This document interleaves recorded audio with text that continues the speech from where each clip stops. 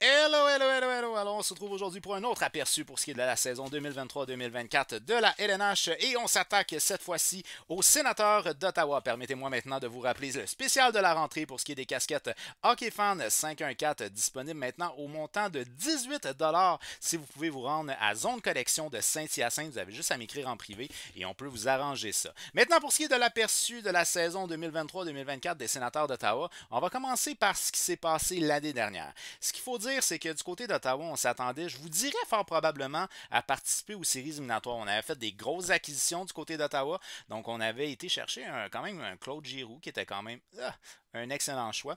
Bon, on avait l'addition entre autres de Cam Talbot. Là, on patch pas mal depuis un bout de temps là, du côté des sénateurs d'Ottawa avec des gardiens de but qui arrivent d'ailleurs. On avait essayé Matt Murray une couple d'années, ça n'a pas marché. On a essayé Cam Talbot, ça n'a pas marché. On a essayé Corpissalo cette année. Et on avait aussi, bien entendu, Alex DeBrincat. Et ça n'a pas tant marché pour Alex DeBrincat non plus. Alors, du côté des sénateurs d'Ottawa, on voulait courir pour une place en séries éliminatoires. Malheureusement, on a manqué un peu de jus. Et c'est ce qui fait qu'au final, on a manqué les séries d'une coupe de place quand même.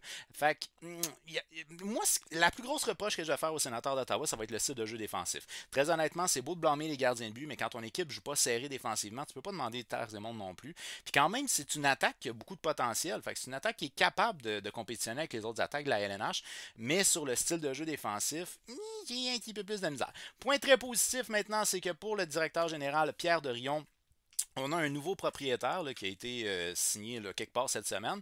Donc, je pense qu'on va avoir les mains peut-être un peu plus libres. Déjà, on a vu le genre de move qu'il était prêt à faire depuis le départ de Eugene Melnick. Il a l'air d'avoir plus de liberté. Fait que du côté de Pierre Dorion, ben écoute, on a plus de liberté, on peut se permettre plus de choses. On a été chercher entre autres Tarasenko, qui est quand même un gros agent libre qu'on a été chercher du côté d'Ottawa. Donc, on a peut-être la possibilité de pouvoir bâtir quelque chose de plus solide. Maintenant, on revient avec l'entraîneur DJ Smith. Ce n'est pas mon meilleur entraîneur au travers de la Ligue nationale. J'en ai déjà parlé par le passé. C'est un entraîneur que je trouve qu'il faisait pas nécessairement bien du côté de Toronto. Fait que je trouve pas qu'il fait bien du côté d'Ottawa non plus. Mais bon, que voulez-vous? Hein? Je veux dire, en quelque part, c'est le choix de l'organisation. Alors, on revient avec DJ Smith. Pour ce qui est de la saison 2022-2023, les sénateurs d'Ottawa, c'est 39 victoires, 35 défaites et 8 défaites en prolongation. C'est quand même, on joue en dessous de 500. Là, fait que c'est pas nécessairement très puissant. 86 points au total, ce qui nous a permis de finir 11e dans la conférence de l'Est et 21e au niveau de la Ligue nationale. Évidemment, on n'a pas participé aux séries éliminatoires. Alors, ça a été une saison que je qualifierais de décevante du côté de Ottawa, mais blessure, il y a eu. Et ça, il faut quand même le mentionner parce que tu as des joueurs importants qui n'ont pas joué les saisons complètes. On pense entre autres à Cam Talbot, que j'ai parlé en début de vidéo, qui s'est blessé, mais sinon, un gars comme Thomas Chabot qui n'a pas joué la totalité de la saison. Joshua Norris, mais quelle malchance, ça n'a pas de sens. On dirait que ça s'acharne sur lui, pauvre gars. 8 matchs seulement pour ce qui est de Joshua Norris. Il y a eu des joueurs qui auraient pu jouer plus, mais qui malheureusement, pour des raisons de santé, n'ont pas pu jouer plus. Mais ça l'aurait aidé qu'il soit là pour un petit peu plus long au niveau de la saison.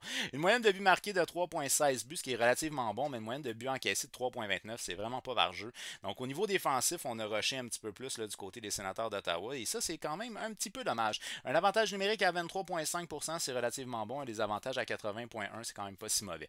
Fait que bref, c'est une organisation qui malheureusement a manqué de stabilité et surtout que son jeu défensif a eu énormément de lacunes. On pense aussi, c'est vrai, à Artem Zoub qui a manqué un bon bout de la saison, 53 matchs seulement pour ce qui est d'Artem Zoub.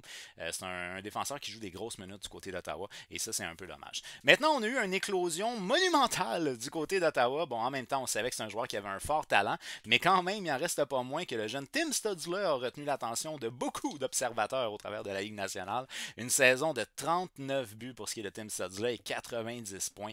Un jeune joueur qui est tellement dynamique, qui a des mains magiques, un joueur qui est essentiellement offensif, mais quand même, c'est un gars qui est un beau show à voir aller. Et ça, c'est hyper intéressant du côté des sénateurs d'Ottawa, le jeune Tim Stutzler, qu'on a fait jouer d'ailleurs avec Brady Tkachuk et ça a très bien fonctionné. Ça aussi, c'est très intéressant. Le meilleur défenseur à caractère offensif aura été Thomas Chabot en 68 matchs, 41 points, moins 11 en termes de différentiel plus-moins. Évidemment, pour ce qui est de Thomas Chabot, il n'a pas joué une saison complète, blessure encore une fois. fois. Je le répète, on a des joueurs, on va le voir avec les défenseurs tantôt, c'est fragile au niveau de la santé, cette organisation-là. Fait que bref, c'est ça pour ce qui est du portrait global de l'organisation pour la saison 2022-2023. Maintenant, je vous invite sur le site alacoupe.ca pour aller voir les espoirs les plus proches d'atteindre la LNH chez les Sénateurs d'Ottawa. Un texte qui a été signé par Pierre-Olivier Lessard et qui est disponible dès maintenant sur le site alacoupe.ca. Il a retenu pour vous 3 espoirs qui sont proches d'atteindre la LNH. On va commencer avec le jeune Ridley Craig, un joueur de centre / ailier gauche de 21 ans. Choix de première ronde en 2021. Il a joué essentiellement au niveau de la Ligue américaine. 39 matchs dans la Ligue américaine, 15 buts, 14 passes, 29 points pour ce qui est de Ridley Craig. C'est un joueur qui a évolué un petit peu dans la Ligue nationale et il a très bien fait. 20 matchs, 9 points pour ce qui est de Ridley Craig.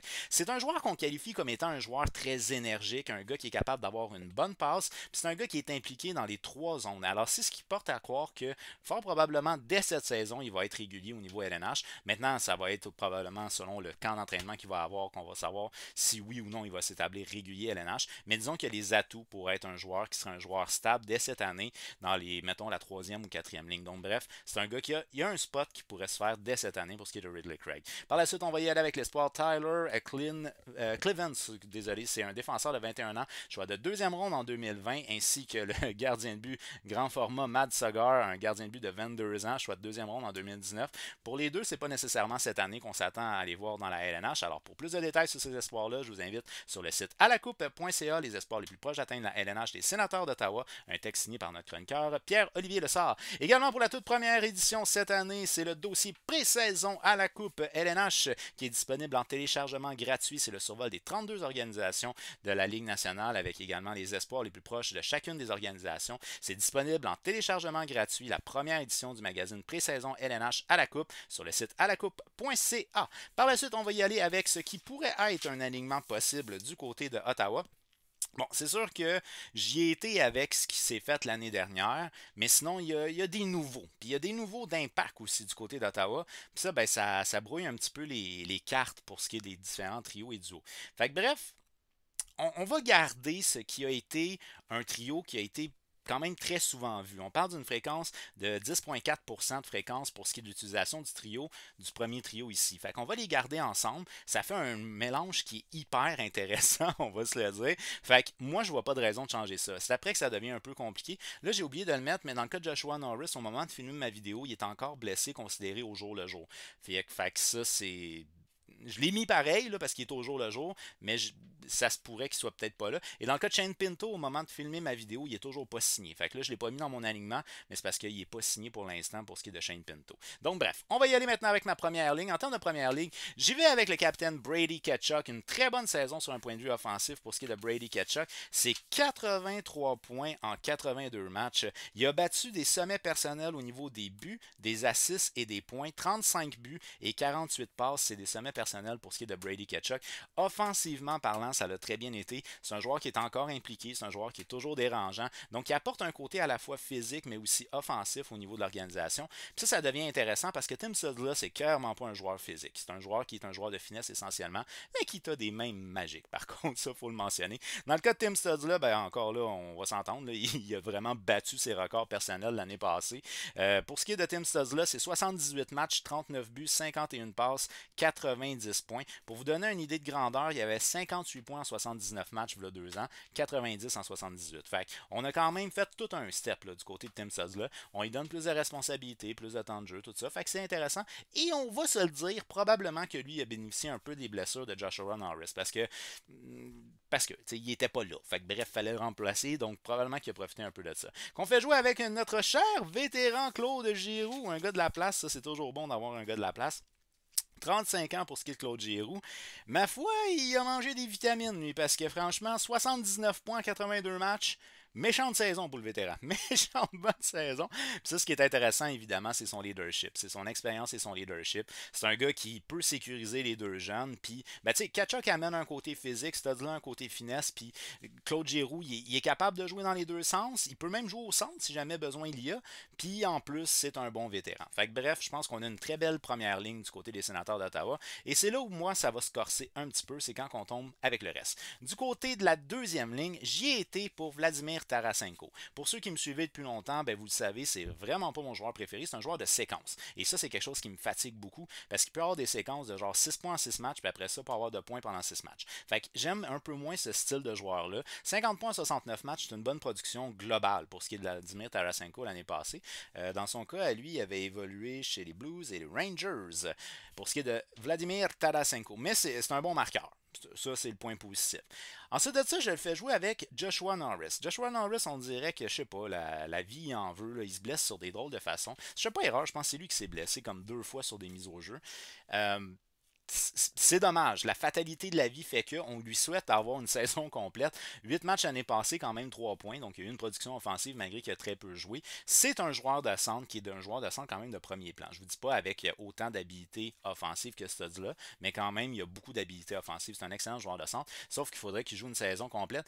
Et Drake Batterson. Dans le cas de Drake Batterson, 62 points en 82 matchs, c'est bon sur un point de vue offensif. Maintenant, on met un petit astérix aussi par rapport à l'histoire de l'équipe Canada 2018, fait que je ne sais pas qu'est-ce qui va se passer, mais simplement sur un point de vue hockey, Batterson, c'est un joueur qui est très offensif. Pas défensif. Du tout. Fait que c'est pas un gars qui va backer vraiment. Et c'est pas un gars qui va être très responsable dans sa zone. C'est un joueur qui est uniquement porté vers l'attaque. Et ça, c'est problématique. Parce que tu as besoin d'avoir quand même des joueurs qui jouent défensivement dans ton équipe. Là. Fait que c'est toujours utile d'avoir des gars qui back et c'est pas tant Tarasenko qui est ton plus solide défensivement. So, bref, Batterson a connu une bonne saison offensive, 62 points en 82 matchs. Par contre, ça a été un petit peu plus compliqué là, au niveau défensif. Je sais pas si je peux retrouver là, vite. Là. Moins 35. C'est son différentiel plus moins. Fait que ça vous donne une idée du genre de joueur.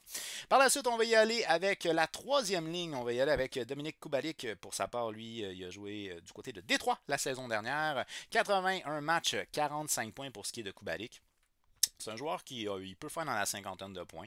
Fait que c'est une addition qui est assez intéressante. Puis je pense que là où c'est intéressant du côté de Pierre Dorion, c'est le fait que si Tarasenko est décevant, Kubalik peut rentrer dans ton top 6. Je pense que c'est quand même un move qui est assez intéressant à ce niveau-là. Que je fais jouer avec la recrue Ridley Craig. Dans le cas de Ridley Craig, ben en fait, je sais pas si il est un. Ouais, il est encore considéré recrue. À 20 matchs, je pense qu'il est encore considéré recrue.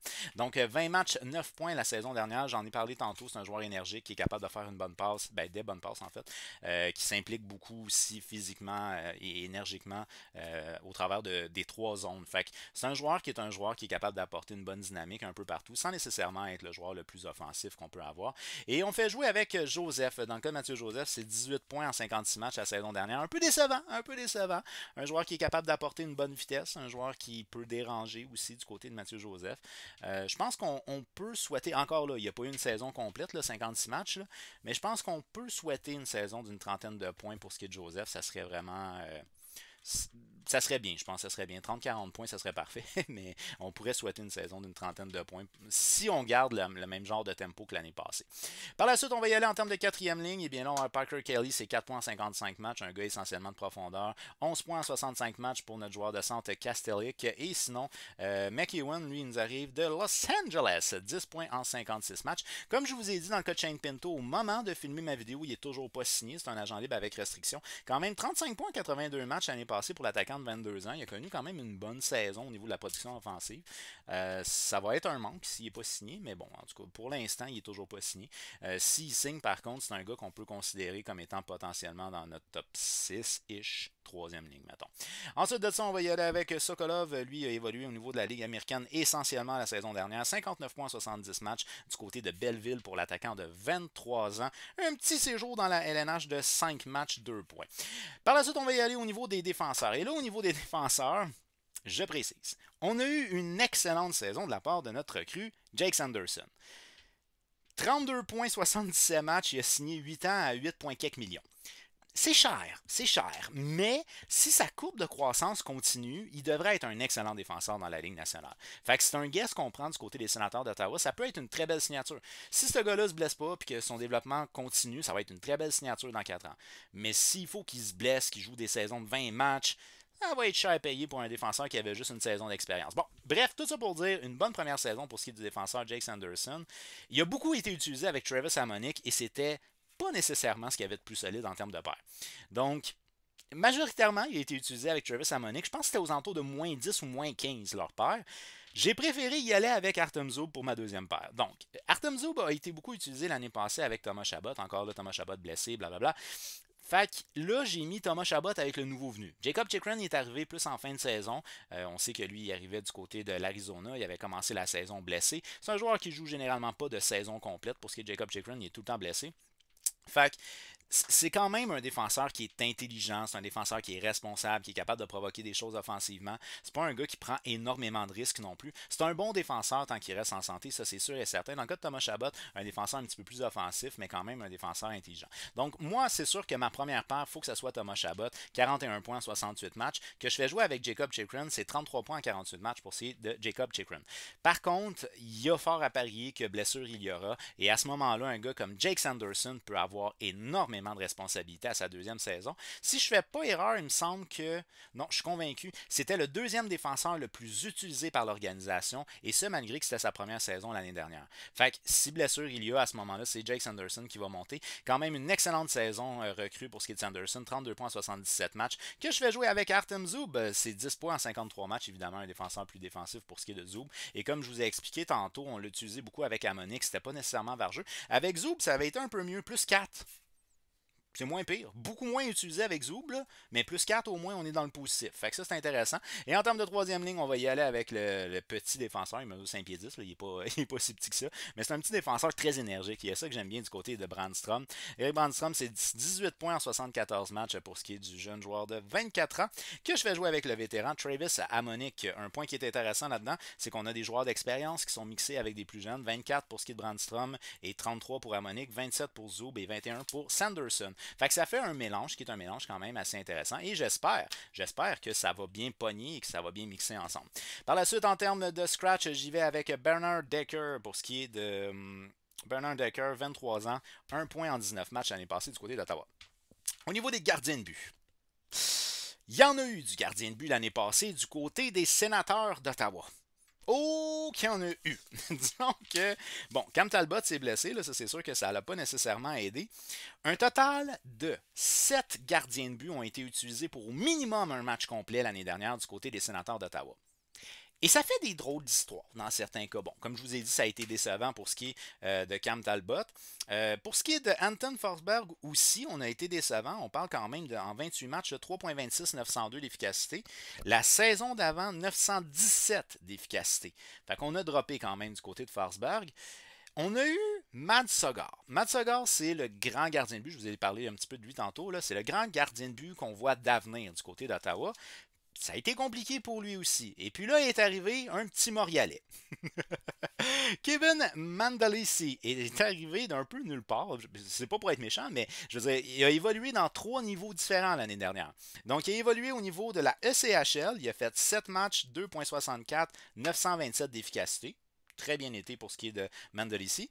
Dans la Ligue américaine, 17 matchs, 3.33, 890. So. Il arrive dans la LNH, 3 matchs, 3.29, 916. Ne serait-ce que pour l'histoire, ne serait-ce que pour l'histoire qu'a vécu ce jeune-là, je pense que c'est intéressant d'en parler puis de le mettre dans notre alignement. Alors moi, je me suis dit, on va y aller avec, logiquement, on a signé Jonas Korpisalo. Jonas Korpisalo, c'est théoriquement le gardien de but qui a les meilleures habilités dans toute l'organisation. Fait que il faudrait que ça soit notre partant. Dans le cas de Jonas Korpisalo, il s'est promené un petit peu l'année passée. Hein? Il a joué du côté de Columbus. Puis c'était pas vargeux la défensive du côté de Columbus. C'était une des pires défensives de la Ligue.